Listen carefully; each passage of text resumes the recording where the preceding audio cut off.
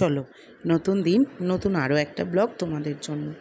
সকালটা অনেক তাড়াতাড়ি শুরু হলেও আনুষঙ্গিক কাজটা এত বেশি থাকছে বাড়িতে যে সকাল থেকে আর সময় পাচ্ছি না ঠিকঠাক ভিডিও করার। আজকে নীলাদ্রিকে সকালবেলা ডিম টোস্ট করে দিয়েছিলাম, মানে ওটা ও লাঞ্চে অফিসে নিয়ে যাবে। আর এদিকে একটু টক দই দিয়ে মিউসলি দিয়ে দিলাম, আর ওদিকে জিরে আর জোয়ানের জল ফুটছিল আমার খাওয়ার জন্য। এদিকে দুধটা ফুটিয়ে নেব, আর কালকের যে ডালটা ছিল সেই ডালটা আমি মাখা মাখা করছিলাম। অলরেডি তোমরা এই ভিডিওটা দেখে নিয়েছো। কালকে খাওয়ার আসরে আমি যেটা খেয়েছিলাম ডাল মাখা, এই ডালটাকেই আস্তে আস্তে আস্তে শুকিয়ে একদম মাখা মাখা করে নিয়েছিলাম, যেটা খেতে আমার দারুণ লাগে। মিস্ত্রি দাদারা চলে এসেছিলো কাজ করতে অনেক সকালবেলা, তো ওদের প্রথম চাটা দিয়ে দিলাম। আমাকে একজন কমেন্ট করেছো যে ওনারা যখন কাজ করছে ওদের মধ্যে কষ্ট হচ্ছে, তোমরা কিছু দাও না কেন? সবই যদি তোমাদেরকে দেখিয়ে দিই তাহলে আর তোমরা চিনলে কি করে? গ্লুকন-ডি থেকে শুরু করে লেবুর জল থেকে শুরু করে সারাদিনে প্রচুর পরিমাণে ঠান্ডা জল তাদের আমরা দিচ্ছি, কিন্তু সেগুলো কি আর বলার মতো ব্যাপার? তোমরা প্রশ্ন করছিলে তাই আজকে উত্তর দিলাম। এই সমস্ত কিছু করে তাড়াতাড়ি করে ঘরের কাজকর্মগুলো করে নিলাম। ঠান্ডা লাগাটা আমার কিছুতেই কমছে না। এই 50 বার ঘরের কাজ করছি গরমে, আর বাথরুমে গিয়ে গায়ে জল ঢালছি, মাঝে মাঝে গলা ব্যথা করছে আর গলাটা ভেঙে যাচ্ছে। দেখো 2-3 দিন ঠিক ছিল, আজকে আবার দেখছি গলাটায় প্রবলেম হচ্ছে। আজকে তাড়াতাড়ি করে রান্নাবান্নাগুলো করে নেব। ঘর বারান্দা এত নোংরা হচ্ছে না, 50 বার করে খালি ঝাড় দিতে হচ্ছে, পরিষ্কার করতে হচ্ছে। তার মধ্যে যেহেতু বাড়ির জল দিয়েই কাজ হচ্ছে, জলেরও প্রচণ্ড অসুবিধা। কেনা জল দিয়ে রান্নাবান্না করছি। এখানে ট্যাংরা মাছের ঝোল করছিলাম একদম পাতলা করে। আমি ট্যাংরা মাছটা ভেবেছিলাম সর্ষের তেলে ভাজবো, একদম ভুলে গেছি, রিফাইন তেল ঢেলে দিয়েছি। পাশে একটু দুধ গরম করছিলাম। খুব সুবিধা হয়েছে এই ওভেনটা নিয়ে এসে, অনেক তাড়াতাড়ি রান্না হয়ে যাচ্ছে। মাঝখানের 5-6টা মাস খুব কষ্ট করেছে এই ওভেনটার জন্য। তো যাই হোক, এখানে ট্যাংরা মাছের রেসিপি আর দেখালাম না। মাঝে মাঝে কেউ বলছে ফোন বাস্ট করছে রান্নাঘরে, এসি বাস্ট করছে রান্নাঘরে, ভয়ে সেই কারণে আর তোমাদের রেসিপিগুলো এখন দেখাতে পারছি না। ইচ্ছে করছে খুব, একটু গরমটা কমুক, আমি রেসিপি দেবো। অনেকেই বলছে যে অনেক দিন হয়ে গেল তুমি রেসিপি ভিডিও দাও না। তো এখানে ভোলা মাছটা ভেজে নিচ্ছিলাম, ইচ্ছে ছিল সর্ষে বাটা করব, আর মন চাইল না। তারপরে আর কোনো কিছু ভিডিও করিনি, চলে এলাম একদম বিকেল। এখন বাজে 4:30। মোহর যাচ্ছে ক্যারাটে স্কুলে। আমি নিয়ে যেতাম, যেহেতু আমার ভিডিও ছিল আর অনেকগুলো কাজ পেন্ডিং ছিল, তাই মোহরকেই পাঠিয়ে দিলাম। এই যে মা আর মেয়ে চলে যাচ্ছে। এখনও পর্যন্ত আমাদের মিস্ত্রিরা কিন্তু যায়নি। 4:30 থেকে 4:45 বেজে গেছে, এখনও পর্যন্ত আমাদের কাজ বাড়ির চলেই যাচ্ছে। গুড ইভিনিং বন্ধুরা। আর সারাদিন আজকে কিচ্ছু করতে পারিনি, কিচ্ছু তোমাদের দেখাতে পারিনি। কাজকর্ম নিয়ে, বাড়ির কাজকর্ম নিয়ে এত সমস্যার মধ্যে রয়েছি, আর কি বলবো তোমাদের। তো যাই হোক, এখন ভাবছি একটুখানি, মানে চারিদিক এত নোংরা হয়ে রয়েছে। অলরেডি 2বার ঘরদুয়ার ঝাড়া পরিষ্কার করা হয়ে গেছে, তারপরেও একটু আগে সব মিস্ত্রিরা গেল, পুরো ঘরবাড়ি নোংরা হয়ে রয়েছে। তার থেকেও বড় ব্যাপার, এত গরম, কাজকর্ম কিচ্ছু করতে ইচ্ছে করছে না।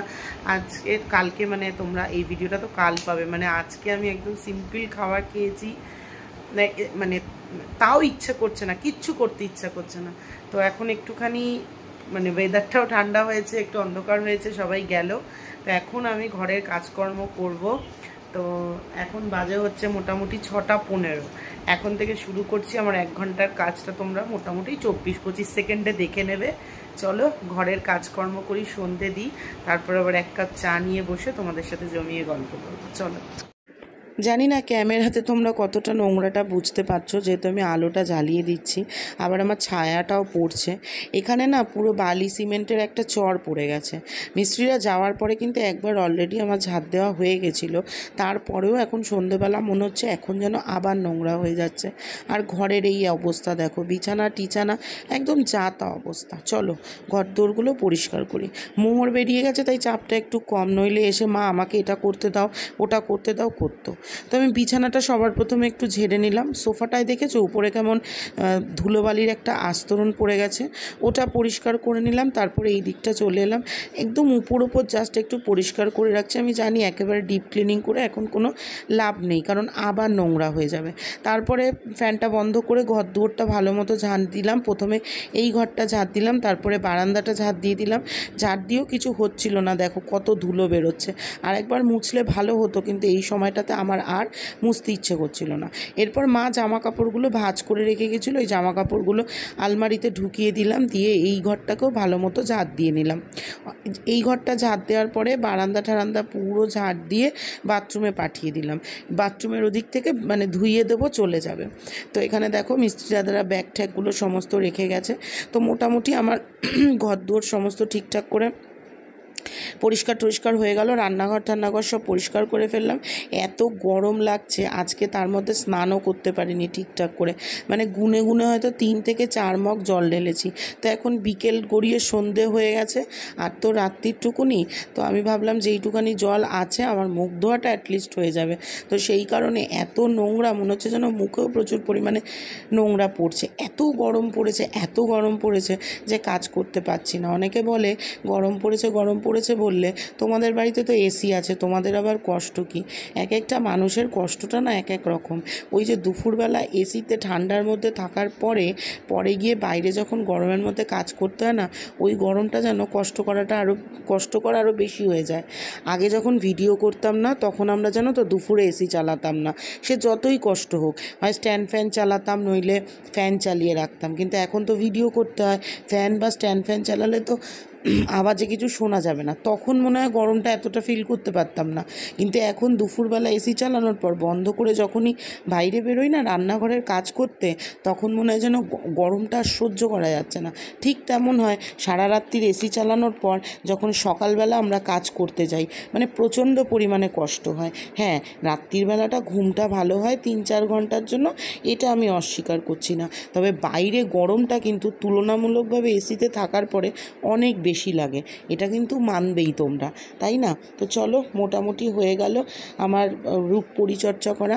আচ্ছা, আমাকে আগের দিন একজন কমেন্ট করেছে যে আমি এত ঘুরতে বেরিয়ে কেন এত চওড়া করে সিঁদুর পরেছি। সময় আর বয়স অনুযায়ী জানো তো মানুষের টেস্টটা চেঞ্জ হয়। বিয়ের পর প্রথম খুব সিঁদুর পরতে ভালো লাগতো, টানা করে সিঁদুর পরতাম। তারপর একটা সময় এলো ওই তোমার লিপস্টিক দিয়ে ছোট্ট একটা দাগ দিয়ে চলে যেতাম। হঠাৎ করে এখন আবার বেশ কয়েকদিন ধরে, বা বলতে পারো বেশ কয়েক মাস ধরে, আমার একটু টানা করে সিঁদুর পরতে ভালো লাগে। লাস্ট আমাদের পাড়াতে যেদিন রক্ষাকালী পুজোটা হলো, ওই দিন একটু টানা সিঁদুর পরার পরে মনে হলো মুখটা বেশ অন্যরকম লাগছে। তো আমি যদি টানা সিঁদুর নাও পরি, ছোট্ট করে সিঁদুর দিলেও তোমরা গালাগাল দাও। আবার অনেকে বলেছে যে সিঁদুর পরে আমাদের জামাই ষষ্ঠীর যেদিন খেতে গেছিলাম কি বিচ্ছিরি দেখতে লাগছে। তো এটাই হচ্ছে ব্যাপার। আর এখানে চা বসিয়ে দিয়েছিলাম বিকেলবেলার, যে 1 কাপ চা নিয়ে একটু চানাচুর খেতে চানাচুর আর ঝুরি ভাজা খেতে তোমাদের সঙ্গে একটু গল্প করে নেব। তো এই তো চা হয়ে গেছে, আর চাটা ছেঁকে নিচ্ছি।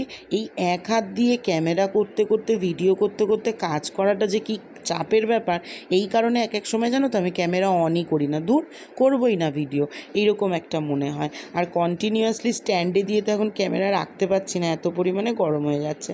তো এইটা হচ্ছে কি আমার সন্ধেবেলার স্ন্যাক্স বলতে পারো, 1 কাপ চা আর একটু চিড়ে ভাজা, সঙ্গে একটু চানাচুর।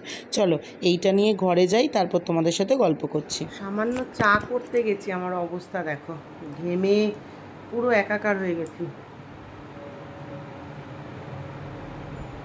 সামান্য চা করতে গিয়ে সারাদিন যে কি করে কাজ করছি, বৃষ্টির তো কোনো দেখাই নেই, তাও মানে এত গরম, তাও চাটা খেতে হবে, চা ছাড়া যাবে না। কি শান্তি। তো আর কি করব জানি না, আজকে কি কাজকর্ম করব।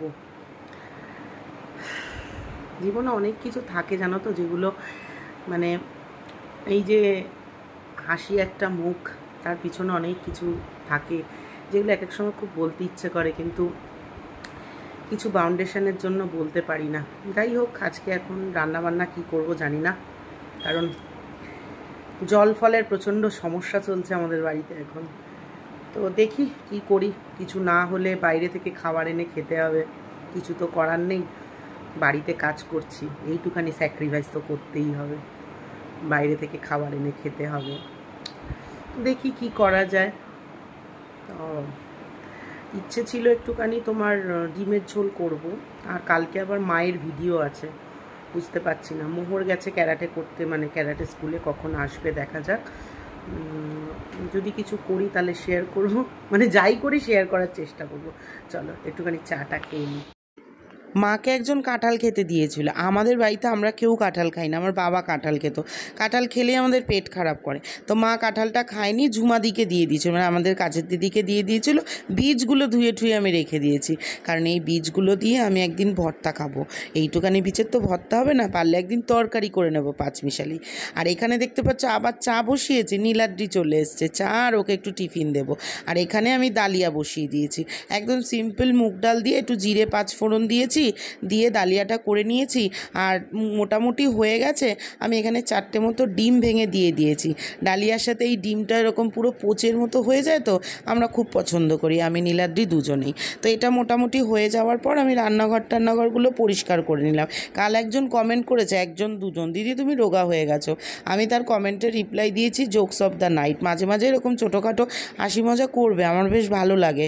কমেন্ট বক্সে এরকম ছোটোখাটো মজা থাকলে আমারও আনন্দ লাগে, এন্থুও পাই, কারণ তোমরা যখন এরকম বলো আমার শুনতে ভীষণ ভালো লাগে। আমি বুঝতে পারি যে তোমরা ঠাট্টা করে আমাকে একটুখানি চিরাচ্ছ, ঠিক আছে, কোনো অসুবিধা নেই, কারণ আমি জানি আমি রোগা হইনি। তো যাই হোক, এখানে আমি একটুখানি মানে আমাদের রাত্রিরের খাবারটা বেড়ে রাখছিলাম। আর চলো দেখাই আমি কিভাবে খাবারটাকে বেড়েছি। এখানে প্রথমে আমার জন্য ডালিয়া নিয়েছি, এই বাটির ডালিয়াটা আমার। আর আমার এই দেখো পুরো ঘন ঘন ডালিয়া হয়েছে মুগ ডাল দিয়ে, আমার ভীষণ ভালো লাগে। অনেকে দেখি ডালিয়া না প্রেসারে দেয় না, এমনি সিদ্ধ করে। মুখে ডালিয়াটা লাগে তো আমার না, তখন ভাল লাগে না, আমি এরকম পুরো গুলিয়ে নিই। আর এই দেখো ডিমের পোচটা কি সুন্দর হয়ে রয়েছে। এইটা হচ্ছে কি নীলাদ্রির 2 পিস মাছ ভাজাও বার করে রেখেছি, কারণ ও একটু যদি মাছ ভাজা খায়, নইলে আবার শক্ত হয়ে যাবে, ভাজা মাছ ফ্রিজে রাখা যায় না। আর এটা হচ্ছে নীলাদ্রির কালকের টিফিন, একেবারে করে রাখলাম, তাহলে আমার কালকে সকালবেলা প্রেশারটা একটু কম থাকবে। সকালবেলা থেকে মিস্ত্রিরা কাজে চলে আসে, তো তাড়না শুরু হয়ে যায়। আর প্রেশার কুকারটা ভিজিয়ে রাখলাম সকালবেলা, না নাহলে খুব অসুবিধা হবে। আর এখানে দেখো ছোলা বাদাম ভিজিয়ে রেখেছিলাম, ইচ্ছে ছিল একটু পেঁপে মানে কুমড়ো দিয়ে, যেমন করে ওই মিষ্টির দোকানে লুচির তরকারি করে ওরম করব। আর একটু বাদাম ভিজিয়ে রেখেছিলাম, ধোকার ডালনা করব। ও বাবা, পরে মনে পড়লো কালকে তো আমাদের বিকেলবেলা নিমন্ত্রণ আছে, ওখানেই যেতে হবে। তারপর ভাবলাম ঠিক আছে, ভেজানো থাক, সকালবেলা নীলাদ্রিকে একটুখানি দিয়ে দেবো। তো এই যে মোটামুটি আমার সারাদিনের কাজ শেষ হলো। এবার মোহরের তোমরা পাগলামি দেখতে থাকো। আচ্ছা, এখন তোমাদের সামনে মোহর একটা ছোট্ট গান করে শোনাবে, আর একটা সুন্দর কবিতা বলে শোনাবে। গানটা শুধু একটু শোনো তোমরা। চলো, উল্টো জামা পরে রয়েছে, করো মন রেটা। মনে রে কিছু কাজ জানো না, মনে রে কিছু কাজ জানো না, এমন কালী মনে কালী নামে দাও রে বেড়া, করো কালী নামে ধাউরে বেড়া, পতলে তরুল হবে না। বাহ, ভেরি গুড। এই তো একটু একটু করে শিখছো তো। আচ্ছা, তারপর তুমি কি একটা কবিতা বলবে বলছিলে, বলো। পাখি না, ডিং ডং বলছি, ডিং ডং বলো বলো। Ding dong bell, pussy's in the well, who put that in? Little Johnny Thing. Who put that out? Little Tommy Chout. What a naughty boy was there to tie to Don poor Pussycat. আচ্ছা, তুই কি করিস মন রে? তুই তো এখন তো ক্যামেরা দেখে বললি কৃষি কাজ, নাহলে তুই কি বলিস মন রে? বেশি কাজ। মন রে বেশি কাজ জানো না?